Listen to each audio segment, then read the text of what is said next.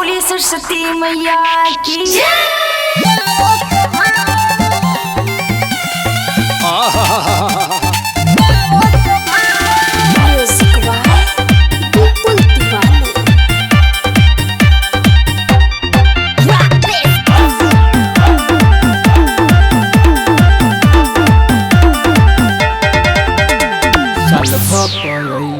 सरस्वती माई स्वागत में डीजे बजाओ भाई।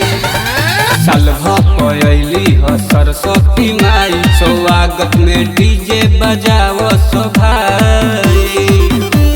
नाचो सो झूम के चोरनिया के चूम के, नाचो सो झूम के चोरनिया के चूम के। सब कर सपना उदी है पूरा। साल भली ह सरस्वती माई स्वागत में डीजे बजाओ भाई।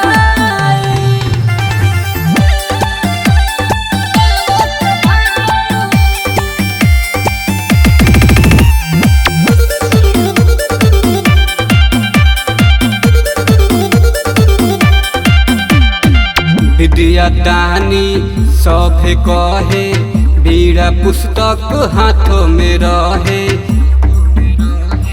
विद्या दानी सभे कहे, बीड़ा पुस्तक हाथों में रहे।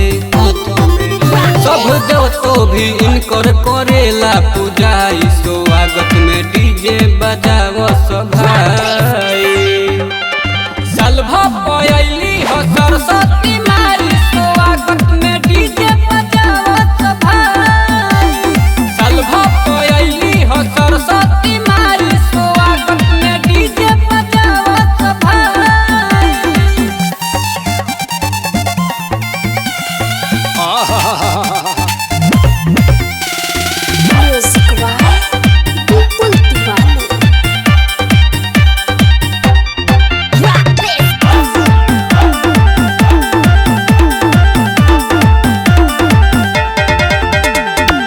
इनके कृपा लोग बोले, बिना मर्जी के कलम न डोले।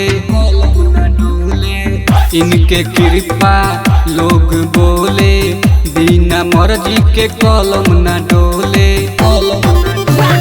दीपक कश्यप करेले पढ़ाई। स्वागत में डीजे बजाओ भाई। साल भली ह सरस्वती